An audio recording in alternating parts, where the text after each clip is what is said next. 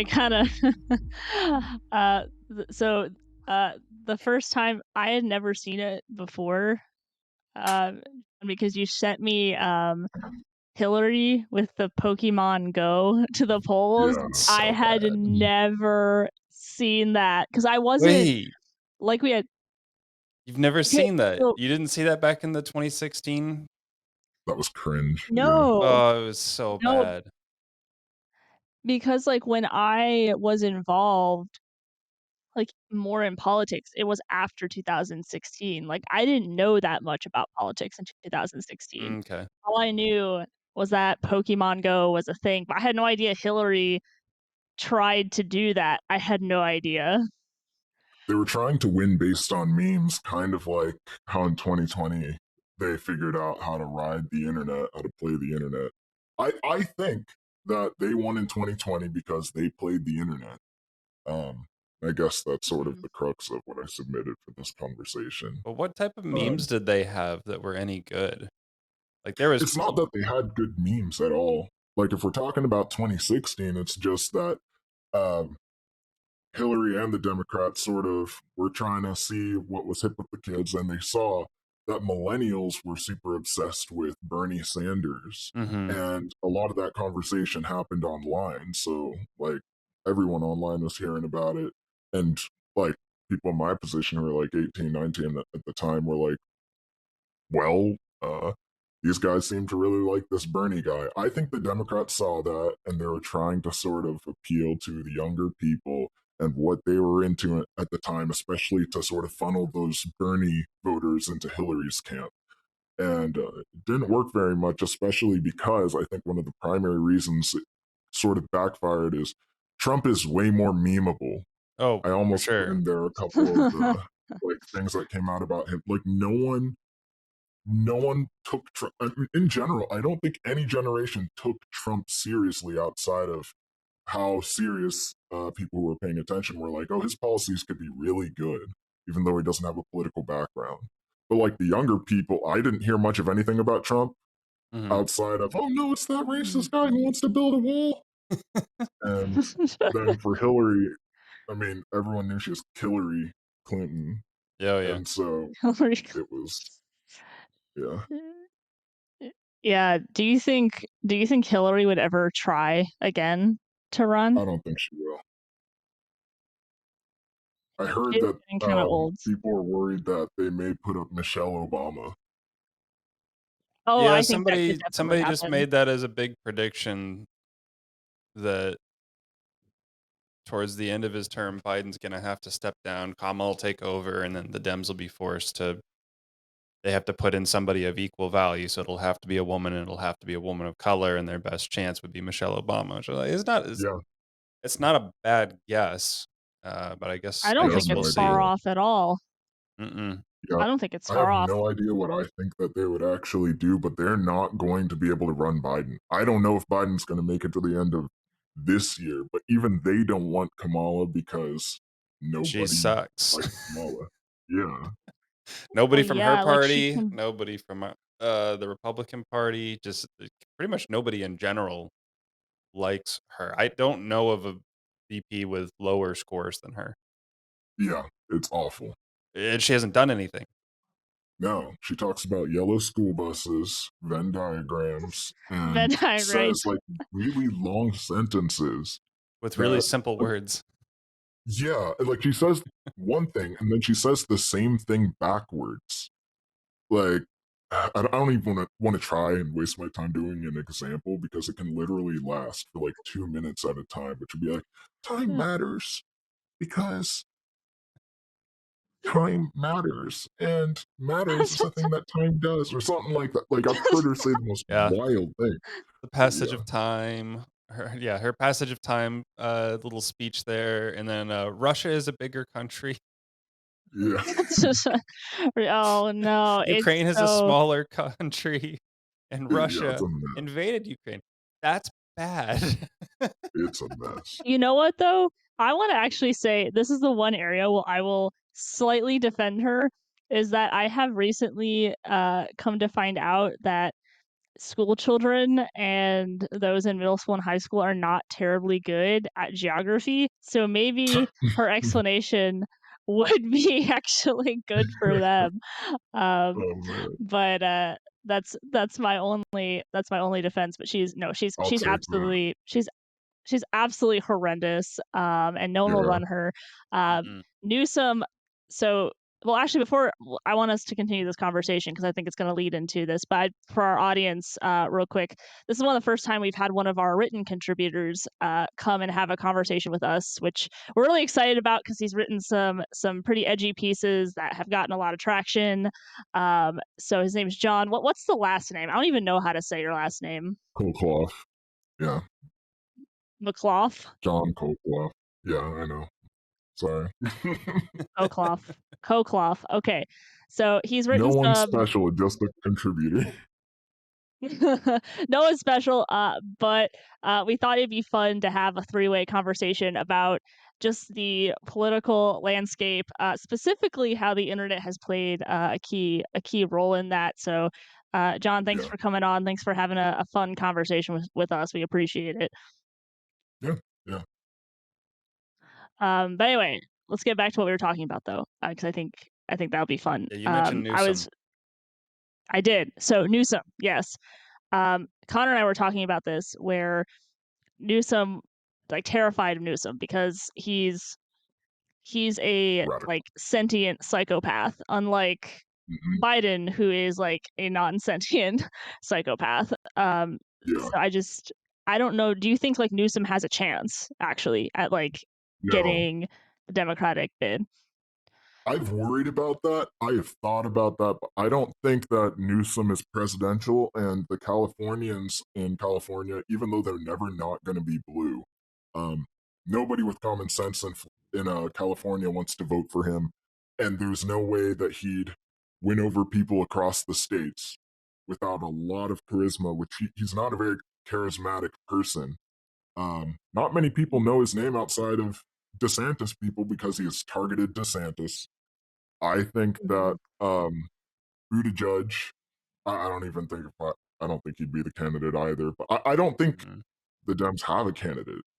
But I think they thought their strongest were Newsom and Buttigieg, and they don't know who they're gonna put up against whoever the Republican candidate is gonna be. Um, yeah, so they're biding their time, in my opinion. I'd be Yeah. slightly more concerned that only because California did have a chance to get rid of Newsom and they didn't. They voted him back in. That's because they're California, though. Like, I can't see the swing states voting for Newsom. Yeah, no, Like, I he's think I think just they got a too. harder time there, and I'm sure Democrats feel the same about uh, DeSantis in Florida. It's like, oh, I it's agree.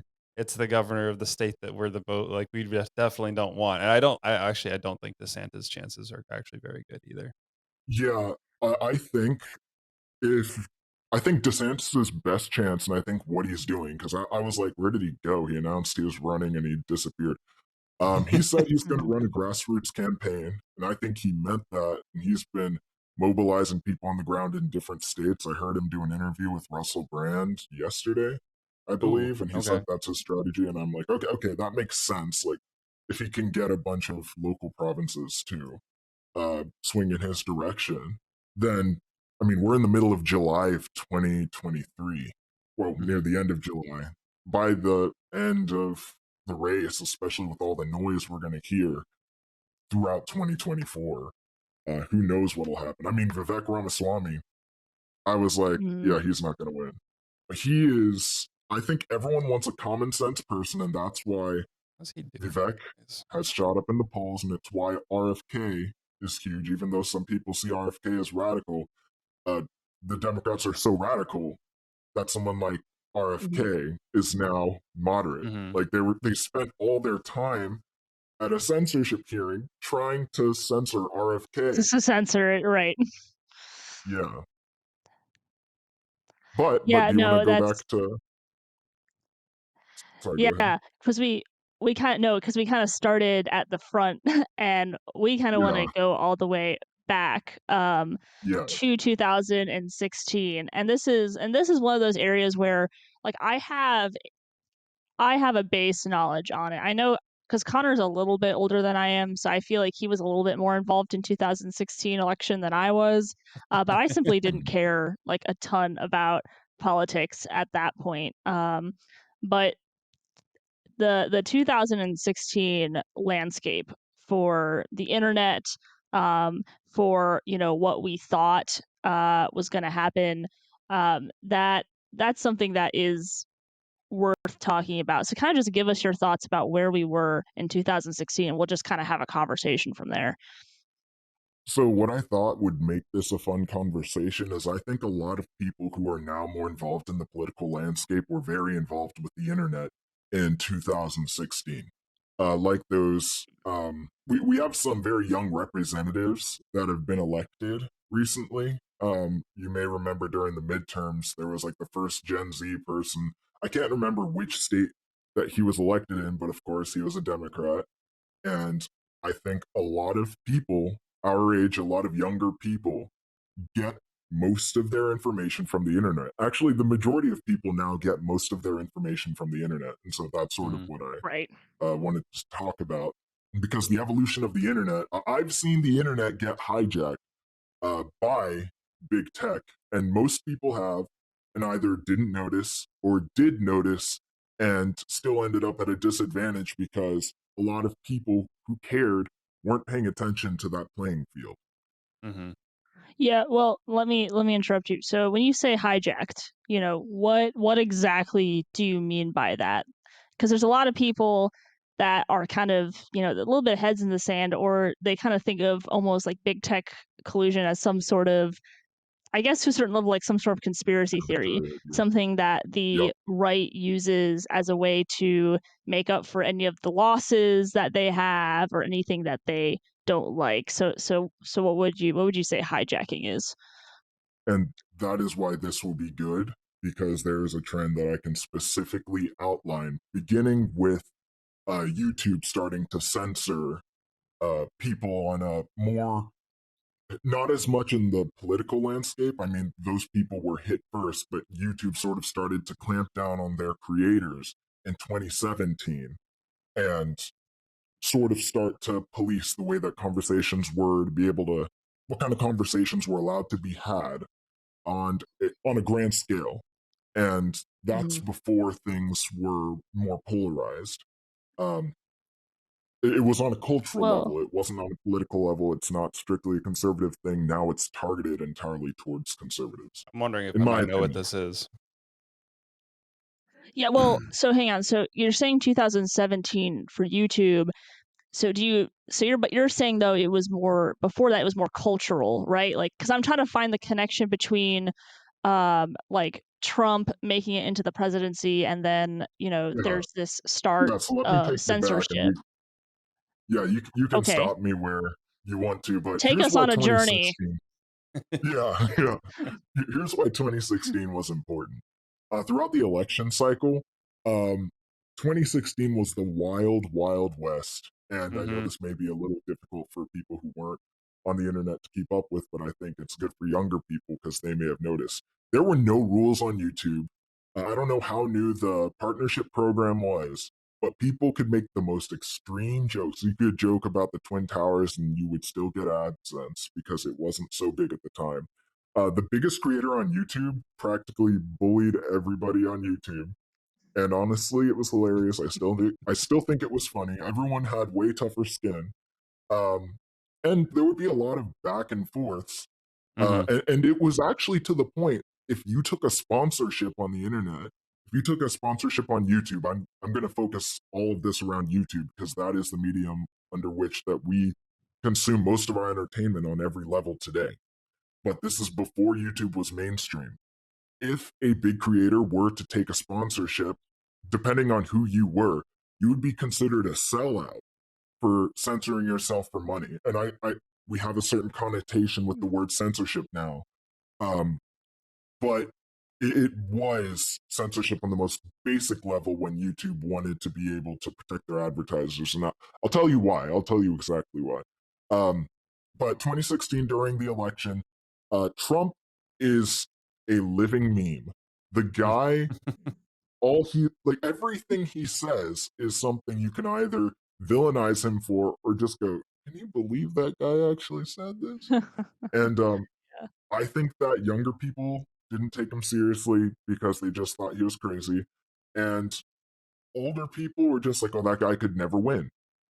Um, and I think I know that Hillary Clinton was seeing all the attention that Bernie was getting online because all the millennials are like, yeah, yeah, let's lift up Bernie. So he is a socialist. He is basically a socialist. I Mhm. come from a conservative background, so I heard a lot of people's perspectives about him being a socialist. But I would still say today, I mean, most of his opinions, at least for the time, were pretty extreme.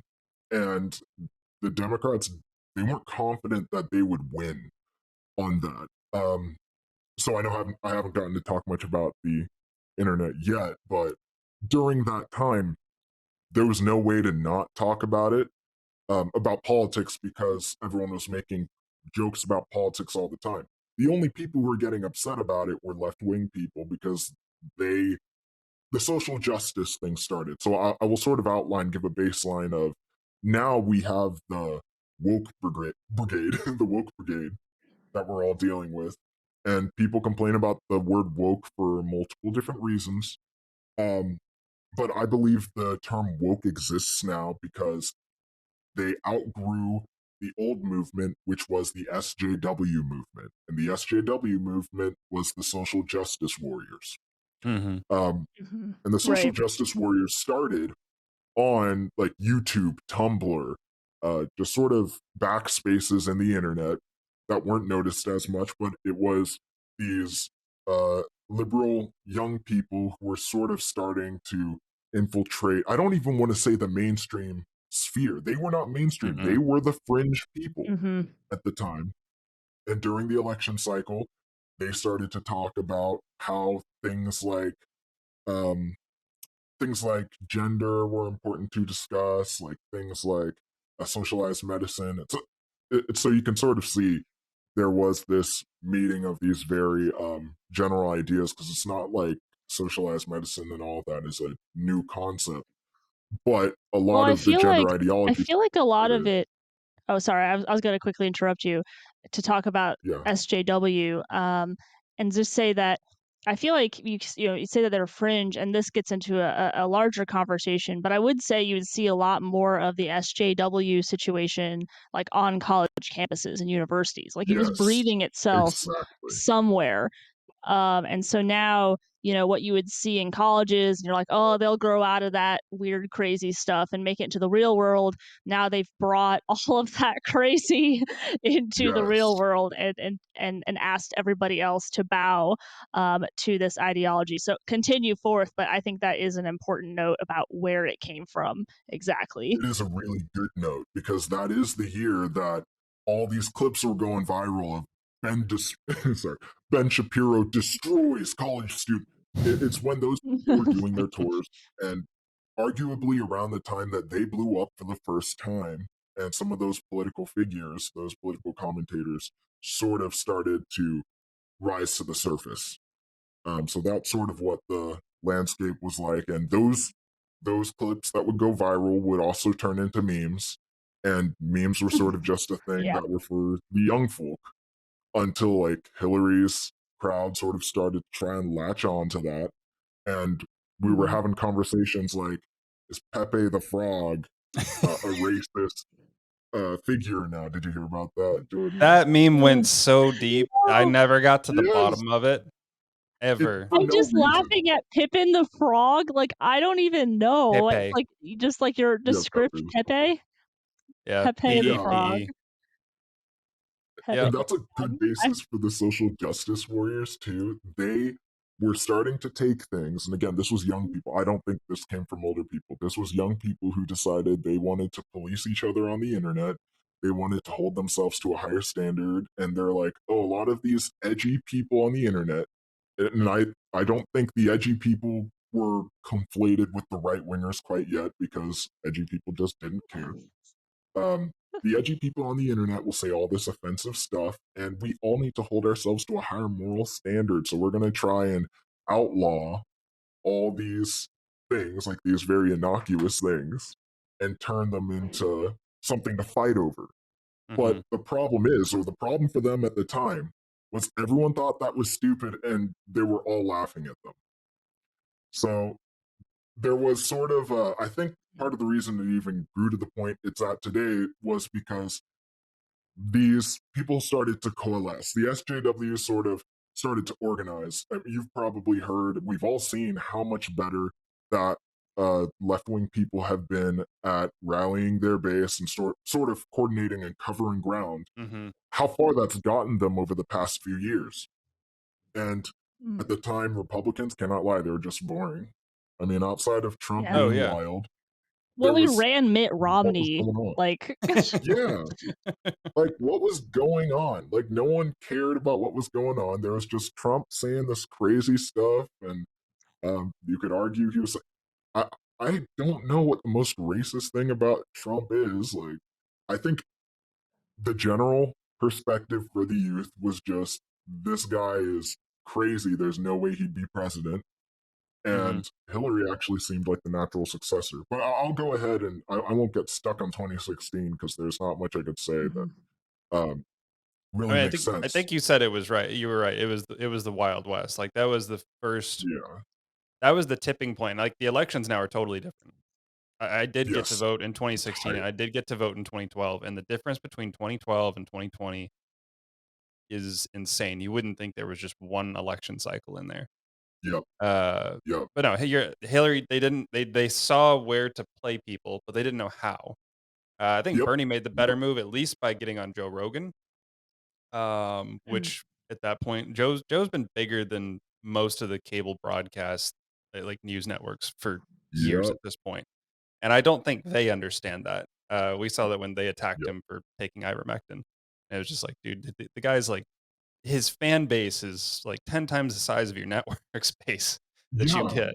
I just it didn't make sense to me where they were, throwing their stones. But we had Bernie get on that. Trump, I think Trump was mostly focused on playing the media, but he Hmm. did bring Twitter into the forefront of political I'm wars. glad you bring that up. I'm really Like that, glad you bring that up. nobody else got that type of attention until he did. Yes. So I think the two of them really started ushering in some of that. Now, I don't know how in touch Trump is with it now because well, he went his own network, his own social media site, which he said he'd do. But I will think it's fun. I'm curious what you think about this. I was one of the few people that predicted Trump would win. I'm like, I don't know, like out of the candidates, he's just so out there, and he wasn't a politician. And at the least, it was going to piss off the other side. So that was kind of my Yeah. goal when I voted was I just want to irritate them because Yeah. it's just I don't know. It seemed like it was the right thing to do. Maybe it's a bit of internet Yeah. culture making, and it's like, hey, this is to irritate you guys. We're gonna He get was the Orange better Man candidate bad. too. It was a Yeah, like perfect can you guys even remember who combination. the other candidates were?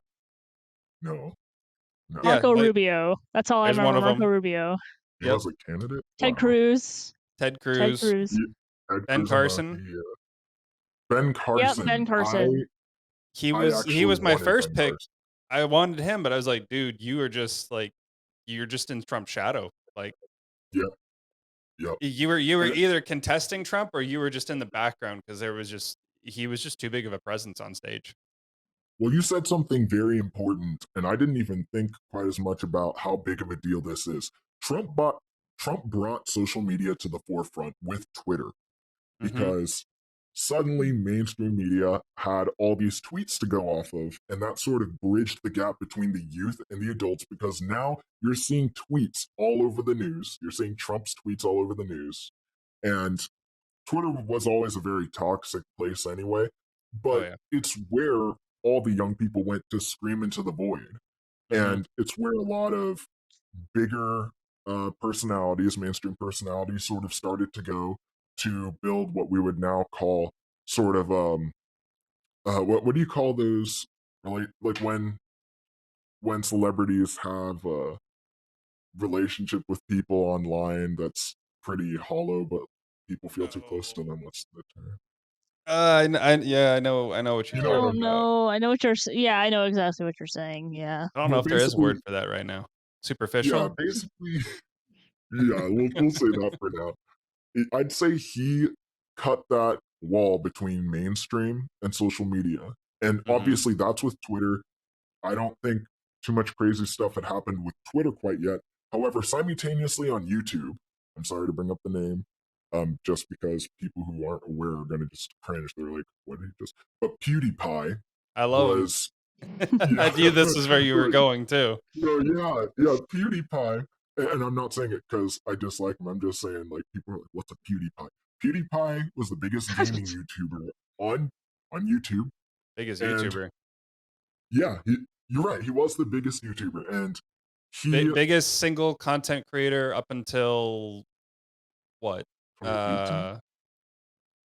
I can't remember when that whole campaign was. 2018, 2019, somewhere. Yeah, I think it yeah, was somewhere T in that series. range. And and T Series it's a giant corporation. There's a lot of stuff Yeah, to go on with that. out of But I India. think Mr. Beast is overtaking him at this point. Yep, I But think. PewDiePie is also like officially retired. He only uploads a video like Yeah, yeah. once or twice a month now. Used to be every single day. So, So Jordan, as far as this creator goes, for years he uploaded one video per day, every day, That's pretty yep. crazy. That's pretty crazy. That's a every lot. single day. Yep. He set the stage. In 2017, the algorithm started favoring people who are uploading every day. It may Hmm. have started in 2016, but 2017 was like the daily vlogger sort of thing. And even if you weren't a vlogger, if you're a commentary YouTuber, you're uploading every day if you wanted to get more engagement.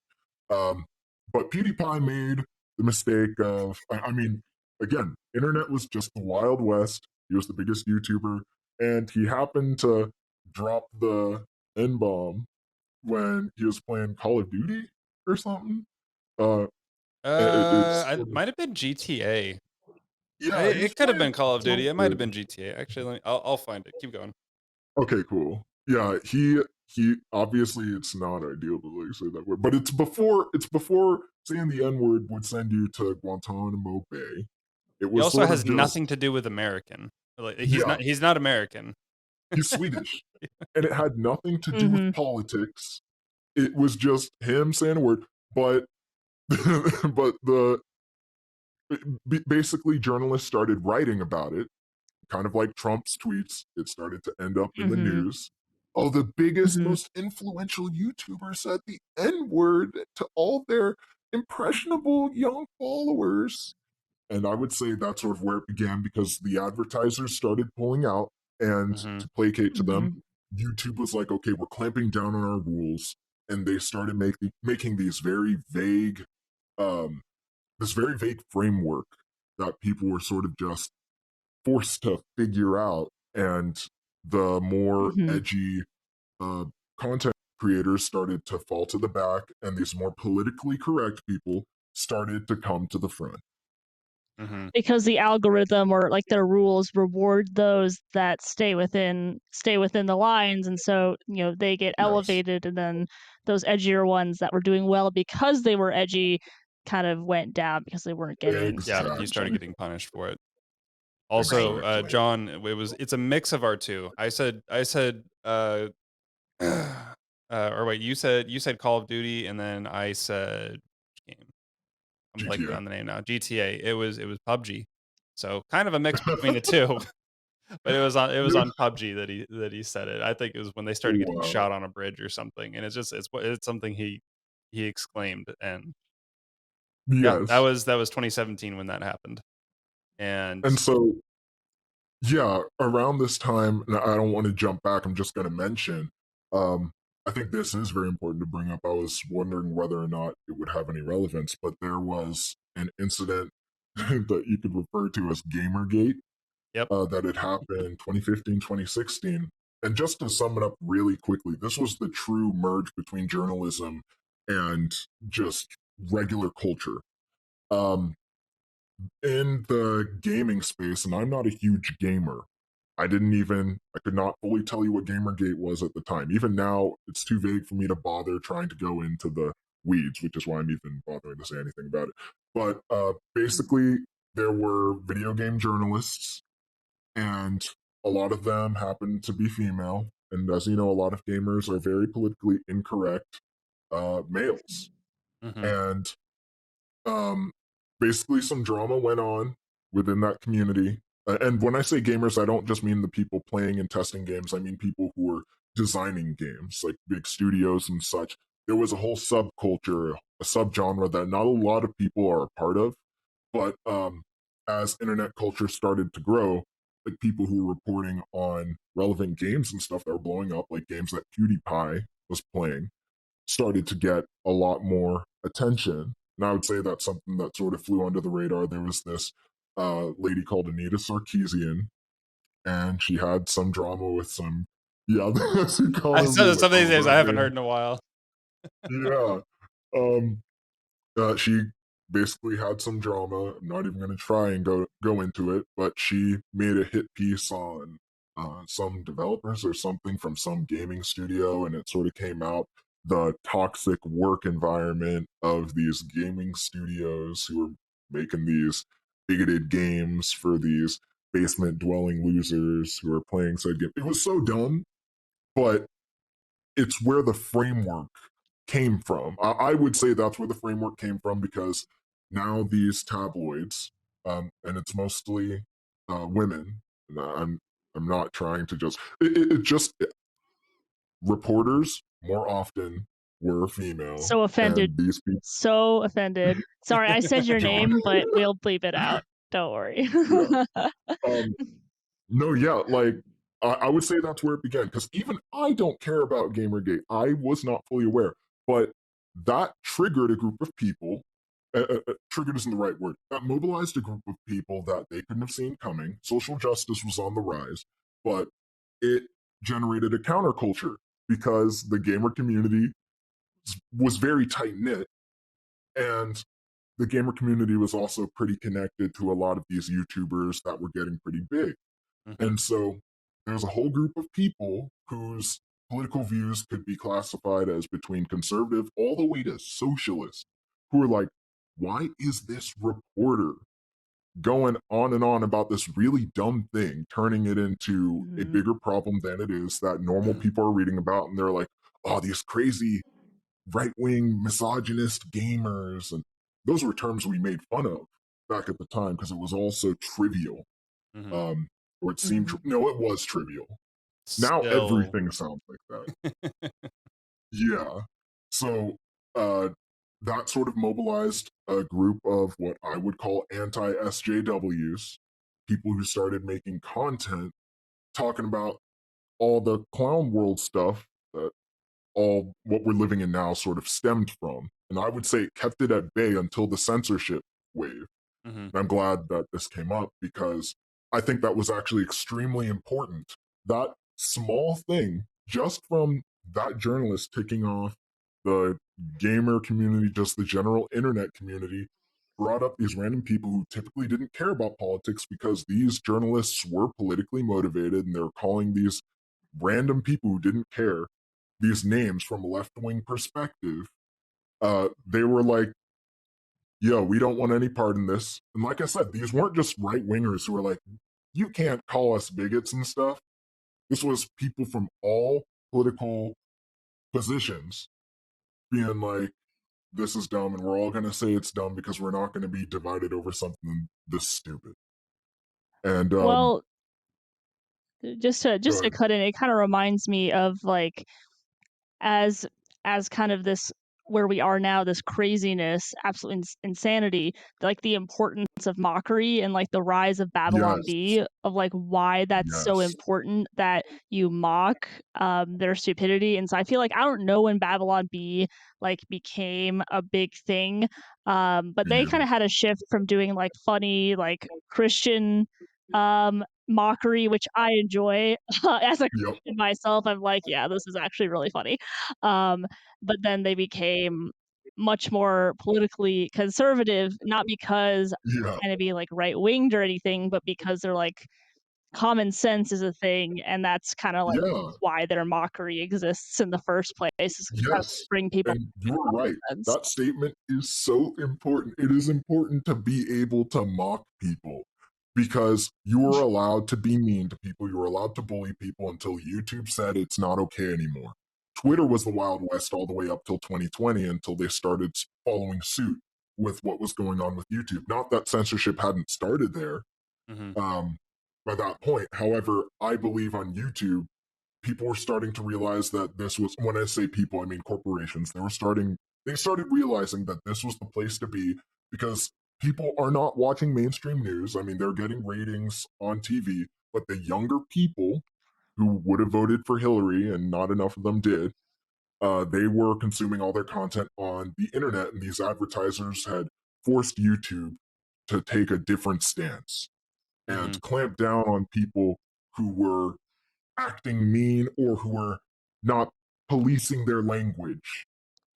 And that's, oh, do you want to say something?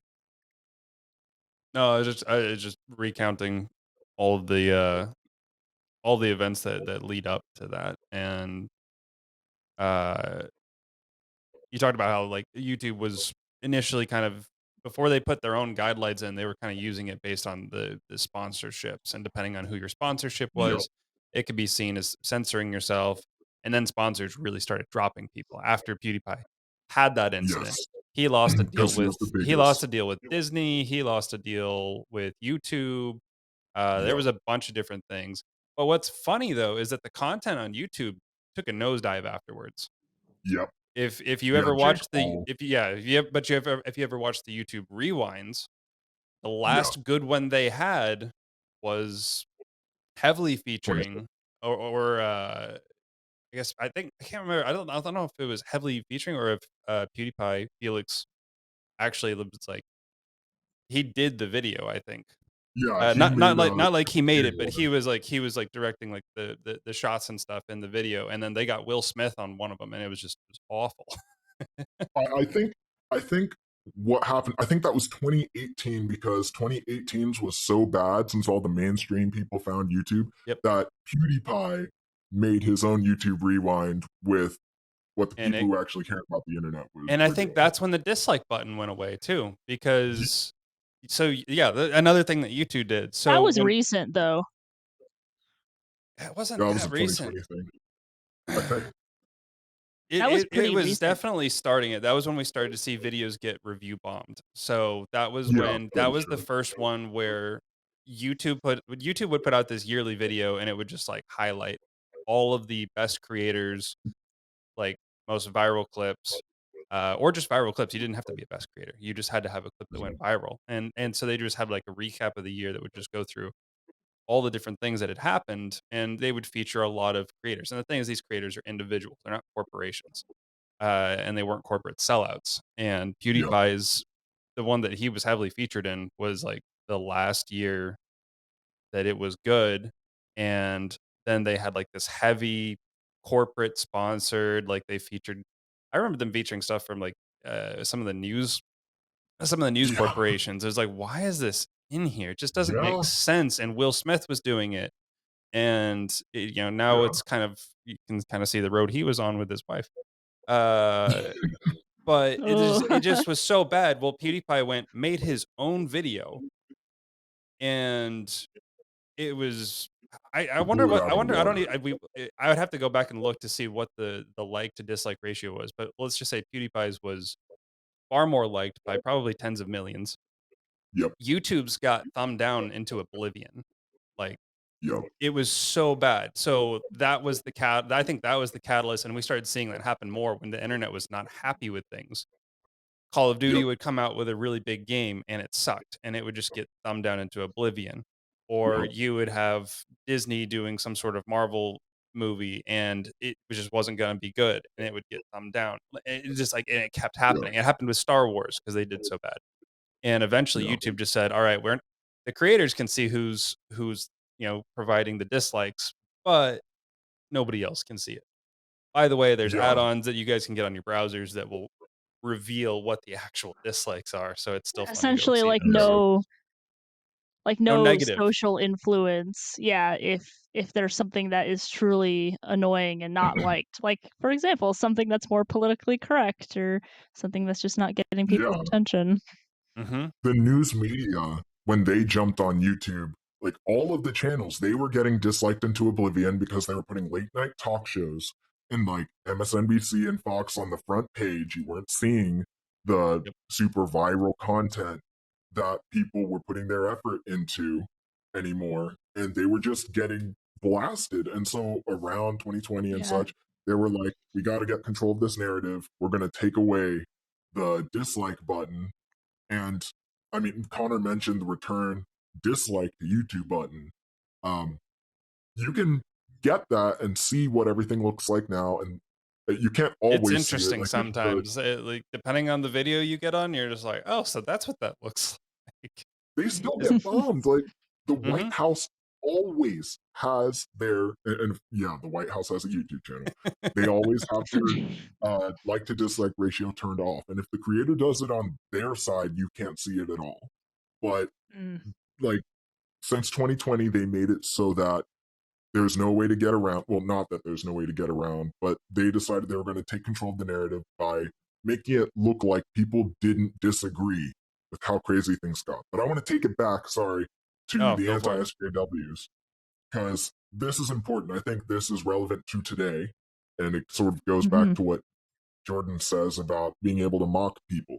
Everything going on right now is stupid, but of course, there are some very serious aspects of things that are going on right now. And one of those things that I definitely saw when it sort of exploded was the gender ideology thing.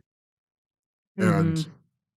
I think, I mean, now we have this whole, oh, educate yourself thing. I will tell you exactly the moment, well, at least when I caught on to it and sort of the narrative I saw unfold. And I think this should be an interesting part of the conversation. I'm curious to hear what you guys have to say. Um, Mhm. so, my first introduction to the whole trans debate and all of that was in 2016 with the emergence of Blair White onto the scene of YouTube. Mhm. This was a male to female transitioning individual who sort of explained their. I'll just say her in this case, and I'll tell you why. Um, but sort of explained how things, how she came to the decision to go that way. Um, and I'm not going to do a whole storyline thing, so I'll give an overview and just go surgical on things that actually Mhm. matter. Sure. Um, So Blair White shows up, and there are other trans people on YouTube as well. Thing is, Blair sort of fell into the conservative category, ironically, or more so was pushed there. I don't know if Blair would say that was the case, but definitely right wing. Um, Mhm. and Blair would get into fights with different people because Blair's a pretty petty individual, but was one of the anti SJWs who would Mhm. laugh at something if it was stupid. Now, Blair's argument, and Blair was very clear about this from the beginning of when she showed up, was I am not a woman. I want to present as a woman. I want to move through the world as though I am the opposite sex. It's the point of transitioning. Trans, short for transitioning. I want to transition to pass through the world so that people aren't thinking about my pronouns. People aren't thinking about how to socially address me. And I'm aware that this is due to a mental disorder in the DSM 5 for however that matters, however much weight that thing has now. Mhm. Um, the disorder gender dysphoria, really uncomfortable in my male body and such, but it wasn't a, oh, I have the wrong brain or anything like that. It was just, I have a lot of distress in a male body, being perceived, more so being perceived as masculine, and wanted to come across as feminine, but made it very clear that Blair was not under the delusion that Blair was actually a woman, actually a Mhm. female, just a very effeminate male, one who actually pretty successfully, conveniently, because this was already a very feminine person, was able to pass for a female to the point where you wouldn't even ask. You wouldn't even think of it. Yeah. And yeah, go ahead. Well, there's even pictures of him before he transitioned, and his face was already pretty it wasn't Very effective. terribly masculine as a whole. So he Yeah. was able to more seamlessly transition with surgery to appear more feminine. Yeah. Yeah. Even before surgery, I don't think Blair had done any surgery um, before, but um, joining the social commentary, there were a lot of trans people who were saying, I am a woman, and here are my pronouns. The whole pronoun thing started, and that didn't seem like it was going to go anywhere because everybody was saying how stupid it was. Everyone on the internet with common sense, like it was literally fringe to tell people how to refer to yourself, because I have no problem saying it is stupid to tell other people what they are seeing, to betray the thing that you were seeing, to try and convince you, Mhm. to convince yourself that you're seeing something other than what's in front of you. Yeah. Right. Um, Right. Go ahead. so the okay, yeah, I thought you were gonna say something. So Blair I got in have a a lot of lot to hot say, but water. I want you to finish. Yeah, yeah. So Blair got in a lot of hot water because Mhm. most of the other trans people were saying, I am a woman. Gender dysphoria is not a mental disorder. God didn't make a mistake. Uh, I was born this way and people just need to accept it. And something that people also don't realize, and obviously it's something a lot of people are becoming educated on, is gender affirming care. The whole objective of gender affirming care, besides like carving everybody's bodies up, when they say, oh, the right wingers, the conservatives, the super mega MAGA Republicans are trying to stop trans people from getting care, they're talking about implementing these cosmetic surgeries into insurance systems. They want us, the taxpayer, or people who are Mhm. paying for their insurance policies, to pay for these people to have cosmetic surgeries in order to appear differently. I don't even, I won't even say the opposite sex because I don't even think that's the most important part of this conversation. I think the most important thing is there was the whole trans person wants to come across as the opposite sex thing. And then there was the I am the opposite sex. Gender is a social construct. And we're going to redefine every word that you currently know to get you to speak our language so you police yourself. And ultimately, YouTube took their side, and that drove the social conversation because long form content ended up being these people who are trying to educate you on how to not misgender and bully people and be inconsiderate of their feelings. Like everything else they're trying to get, they just implemented it into their very vague non bullying policy, even though it was really, really stupid. So Blair, along with a bunch of other YouTubers who weren't trans or anything, were laughing at Mhm. how stupid the thing, how far that it had gone. And I'm not endorsing Blair's position. However, Mhm. I think that it's important to recognize that there, I believe, like the thing I do believe is there has to be a path for people who aren't going to. The thing is, these people are here. However, the whole queer part of the LGBTQ. They started adding all these letters after the T, well, after the B. I don't know It's a when Wi-Fi it password started. now. Yeah, it's Yeah. something else now. And there's I think there's Yeah. actually two Qs. I think you've got queer and questioning now. Yeah, yeah, Weird. it's Oh my insane. word. It's so stupid. So chewy. I like to try and keep up with the acronym because it's a challenge Yeah, and it yeah. keeps Blair getting made the bigger. yeah. So Blair basically said these people are going to ruin it for all of us because transsexuals have existed for a while. We don't want to make a whole scene of ourselves. People didn't even notice that we were here until you guys started screaming, look at me" for social attention, and now all of us are involved in the conversation. And ultimately that also led, and we can go back to the trans thing in a second, that also led to when people started to bring up the popularized idea of well, it's popular now, of self identification and all that.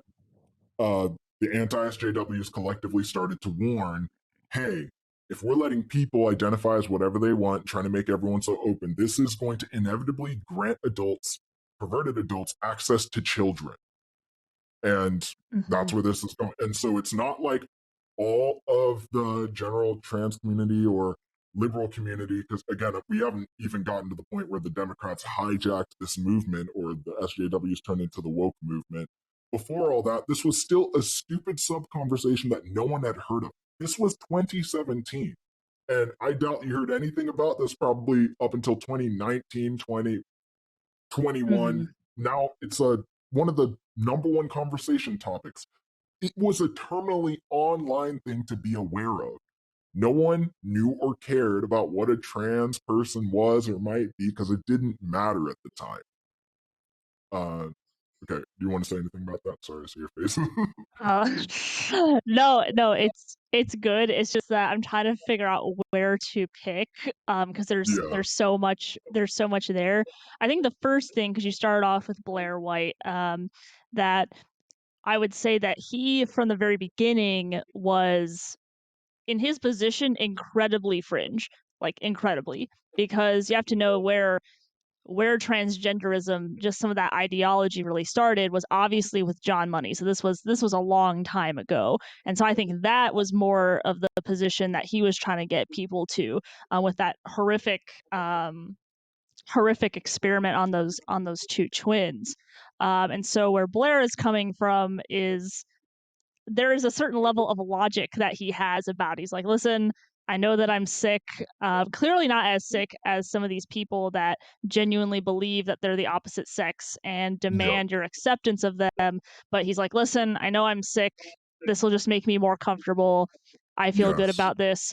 But there's like this mixed feeling that I have with Blair, where I am pleased that he's talking against it, but at the same time, almost his rise to prominence did. There was a level of social contagion that I believe did happen, from his presence. I understand why he did it. He was in a catch. You're in a catch 22, at that point. Um, I will but say to that there's I've real all quick. I will say to yeah, that real quick. This movement was growing anyway, and this movement was right, way, way, way bigger than Blair because it attached itself to the LGBT community and was already going viral. So Blair is one of the first and only people to counteract and say, hey, this is going to ruin everybody's perception of the entire LGBT community if you guys let this get yeah, out of control. So continue. sure. Sure. No. I don't disagree with that. It's a weird feeling. But I do appreciate what he did. But we're also missing another very important part of this conversation. It's because there's a rise in prominence, not just Blair White, but Bruce Jenner. Huge Hmm. deal. Yes, that Now came first. Caitlyn Jenner, um, Yep. where he actually, in my opinion, he made way more mistakes because he did that whole Vanity Fair article that went against kind of what Blair was saying of like, oh, call me Caitlyn and all this Yep. stuff. And then he I really think he brought that more to the forefront. And It was then him. he Yep. realized, yeah, and he realized what was happening, because then obviously, we are jumping ahead a little bit. We can go backwards, but Yeah, yeah, now because of the ideology that says no, boys are girls, right? Girls yep, are boys. That now they're like, well, now we don't need these categories for sports. So a male, because he is a girl, he can compete with the girls because he is one, right? Which is yep. absolutely ludicrous, as Blair points out. And so, Caitlyn slash Bruce Jenner, knowing that this is ridiculous because he's an athlete himself, starts to slowly switch his position. But by that Yep. point, it's kind of too late, where it's like Republicans shouldn't trust this guy. Not that I don't appreciate him trying to change a little bit, but he's really someone that made this incredibly, in my opinion, he made this way more mainstream. And now he's trying to be a part of the solution while still identifying as a woman. It's weird. I And think you're there's this odd absolutely right. irony that happens. Yeah, I think you're absolutely right about Bruce's transition to Caitlyn. That came first. That is probably what brought the whole transgender community at least online before it seeped into the mainstream. Of course, Bruce Jenner is mainstream. but before we had this whole chaotic mess that we have today, um, gender coming out is probably where that seed was planted for it to grow into what it is today. Um, I will say the trans community, general trans community, latched itself onto the SJW community where they're trying to re-educate people and especially kids, like people younger than them who are also on YouTube, saying, "Hey, we can be inclusive of everyone's genders, and there are a million genders, and you may not know what you are." A lot of this stuff that we hear today, and like I said, there are a lot of other commentators, like quote unquote normal people, or just have um, normal or more conventional positions on everything, who were still allowed to make fun of these people. Um, Mhm. well, like I mentioned, the MAP community, the minor attracted person, Blair, and Blair's the only name I'm bringing up because there are a lot of other, like, not necessarily trans YouTubers, but other anti SJW people who are talking, and I can't Mhm. like go into all of their backgrounds. But Mhm. the anti SJWs were like, dude, this is going to grant people access to children, and if you popularize this and turn it into a whole thing, one, detransitioning is going to be on the rise. People hated Blair for being like, if you start affirming everyone, we're going to have this massive wave of mutilation.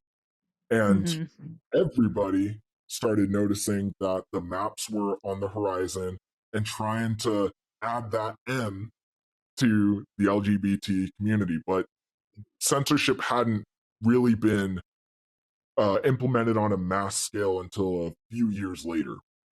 Um, Mhm. so I guess it is actually okay to skip to sort of 2020 now, because 2017 is when the stage was sort of set to start suppressing the people who were trivializing these crazy conversations. Because everything we just talked about, all of that was before. Most of this was terminally online conversations for younger people. Like, none of our parents were probably aware of anything. They probably just saw Mhm. Bruce come out as Caitlyn Jenner because nobody could not see that. It ends up all over the news. Other than that, these were still stupid internet conversations that didn't affect anyone on a day-to-day basis quite yet. Mhm. Yeah, I'd agree with that. I think it was still something that was emerging, but wasn't quite there yet. And I think again, we're kind of going to move to 2020, but I think you talked about the detransitioners, what Blair was saying about it, and he was absolutely right, because you have like there are people that I believe, because it is an actual disorder, it's gender dysphoria, right? It's something Mhm. that's an actual mental illness. And so of course there is a very small percentage of people that genuinely struggle with it, and I don't think they'd wish it on anyone. Like, that's deeply Yeah, uncomfortable. And it's deeply difficult for them, I imagine. And most of them, from what I understand, tend to be male, not female. So it's very interesting that you have a rise in transgenderism among females. So that's a very odd switch scientifically. I don't know how that gets there. I But know why, but basically, I'll let you go and first. yeah, no, well, for women at least, I can say I'm a real woman, so I can speak to this, is that Yeah, there is transgenderism, as far as I've been able to tell, has been sort of a consequence of bonding, of a social contagion with bonding. Women, for example, actually, let me say girls, if one of them starts cutting, right, yep, there's a high percentage that more of them will start cutting. Women tend to bond over pain. Um, it's even on a much less destructive scale. Like, women, when we come and we talk together, we have coffee or we have dinner, we talk about the issues in our life, and then we bond over that. It's the same thing. So if a girl is having, issues at home, she's having issues with her dad, or there's something yep. going on in the family. Um, that almost transgenderism has become like almost the new cutting. Although it's worse, because I imagine there's also self-harm that's coming along with the transgenderism that they're trying to do. And so there's a lot of trauma that they're trying to fix I want to within pop that. in for a second while you're like on that Yeah. exact topic. This is exactly where the SJW community sort of bonded and conflated gender dysphoria, the mental disorder, with body dysmorphia, which is a common phenomenon that Mm, most for girls women, go yeah. through when they're going through Yeah. puberty. And I think that's when they sort of started to bring the trans thing to the mainstream and start saying, well, you might be trans. Everybody who they started making the body dysmorphia thing a they use that to sort of turn it into a whole social construct conversation and And you basically know made it what? fringe to say that gender dysphoria was a mental disorder. No, honestly, I don't think I've heard anyone say that. I'm sure someone has. I know that's probably not an original idea, but on here at least, that is a fantastic point. And that's why I think these SJWs are so sick. Because you're preying on one of the most difficult times that a girl can have. Yep. Like, even if you don't have like full on, body dysmorphia, every girl at some point, because there's changes in the body, they become very uncomfortable with their bodies. I was uncomfortable with my body when I was 14, 15, 16, all the way up until I was about 20. That's normal. That's a very normal thing. You kind of just have to ride it out. You're quite frankly, most of them aren't very comfortable with themselves in general. Um, but no, that's a fantastic point, and that's where those SJW or more transgender activists, they prey Yep. on that. But there's also another element which we don't have to get into too much, but also the pharmaceutical element of things, where if you Yes. have that are making money off of these transitions, and when they detransition, then now they need medical care for a long time. So you've created Yes. like a whole industry off of pricking a large amount of a very adolescent population into doing something incredibly risky. And one of the only ways that they can get more access to more clients, so to speak, is to remove parents, to get parents Yep. to believe it or to not inform the parents, and that will Or to scare increase the them profit into margin if thinking they're it's able to do it. necessary. Yep. Exactly. No, I'm glad you bring up that front. Actually, I think it's good to bring up the pharmaceutical aspect because it's another one of those things where an industry realized, oh, there's something to tap into here that's going on with the young Hmm. folk. The SJWs who at this point started to turn into the woke crowd, because I would say the woke started when the SJWs got traction with the mainstream and started. It's when young people started to go into HR and start to get prominent positions Mm. in regular companies. It's when those journalists who were going after video game people started getting older and more of them started joining these news organizations. It's as the younger generation aged and the things that they cared about had much more sway in media, and most of the mainstream media moved over to YouTube, and Twitter became the free for all space where everybody could scream into the void at each other. Um, the pharmaceutical industry, I am really glad you brought that up. Um, there was the conversation about how to deal with gender dysphoria. There was Blair saying, "Yeah, like you said, like but Blair's stance was, I know that I have the disorder gender dysphoria, and there is a case to be argued that there are a lot of different ways to deal with that versus transitioning. And it takes money to quote unquote transition, and not everyone Mhm. is going to pass as the opposite sex. Blair is already a very effeminate man and took Mhm. a lot of flack because it was easy for Blair to go through the world seeming as though that Blair is female. Um, Mhm. so to be inclusive, as these inclusive movements started, the social justice warriors, I'll start using the word woke. Um, they took advantage of this opportunity to uh, conflate gender dysphoria with body dysmorphia. And that's when a ton of Mhm. young girls sort of started jumping on the train saying, oh, I feel uncomfortable in my own body. Like maybe there's something wrong with me. And like you said, I'm Right. not a girl. I can't speak much to this because that's not my experience.